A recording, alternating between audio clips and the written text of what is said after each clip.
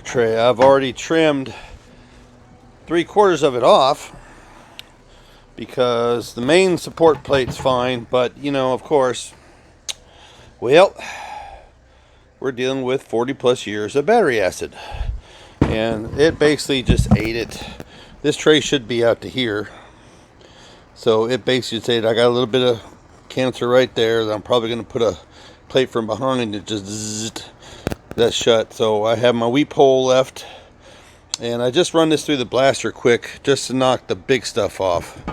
And the red marks is where I had a old piece of metal sitting around, and we're basically just going to do that with it, form it, shape it. I've already done some grinding and some cutting off on it. I had to do some adjusting to it, and we're going to finish the process. What I'm probably going to do with this is basically just, this is going to be not even going to show. So I'm going to get this to fit as close as I can, neat as possible. Give me some space on that radiator support there, and we'll drill a couple holes, put some pop rivets in it, and then we'll weld it up in some spots. We'll grind it all up and get clean metal and put some welds in there. And then I think I might have on the shelf over there, I might have some rubberized coating that will, after we blast this the second time and get it all back down to clean metal and prepped out, and see if we can get this a usable piece. Guys, if she asked, you don't know anything about washing parts in the dishwasher. I know she told me. I had to. But if you're here, like, share, subscribe, hit that bell. Okay, I think we're pretty good. I'll get you a little bit of light here. So I got my marks on this here and here of where I need spacing wise, because I like standard American battery is about 7.5 inches wide, and so I'm setting this at 9, so to give it a little bit of room, a little bit tied down. But I have it's flush up against the shelf right here, this shelf piece right here, the high part, and the high part here, so it's flush and the fit's good, and it's fits correctly inside the corner over there. So I think we're pretty good. I can drill a couple holes here for a spot weld, a couple holes here for a spot weld, and then we can finish welding the edge,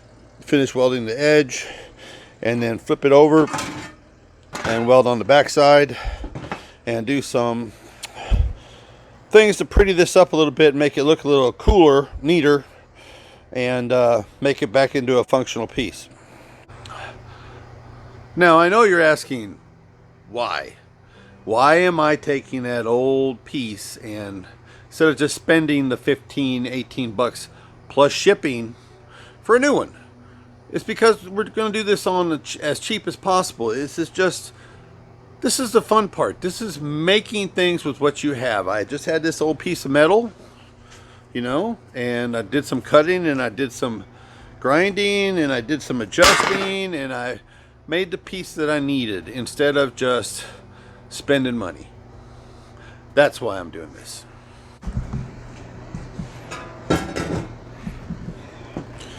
Alright, we got the spot welds ground down good enough. We've got this thing tacked together. I took the wire wheel to it, cleaned her up a little bit. Patch panel coming back, tacked together, and now we're going to put her back to the blaster one more time. And some rubberized undercoating, then some primer, and then some paint. Finally run the numbers. It's a 300 tree 305 with, as you can tell, standard brakes, non-power brakes with power steering and air conditioning. So that's the original, that's the actual numbers on the truck itself. Now I'm going to end up with a bunch of these pieces like this that I'm just not going to use. So if you guys need this, bloop it down in the comments, and I might actually put it in a package for you. But here is Well, this is the second coat. This is the primer coat on it. It's turning out pretty good. Now I've already sprayed rubberized on that end, and I sprayed rubberized coating on that to protect it before I did the primer. Now this is basically the only spot that's going to show, so I just wanted to kind of show you. I can see if I can get a good picture here of this. Okay, see that texture? This texture right here? That's battery acid that has dripped from the tray through a weep hole right there. And that's what that battery acid over time did. Over 4 decades, just ate the steel away. It splashed up in here, and it just, that's where all the damage inside that cab came from.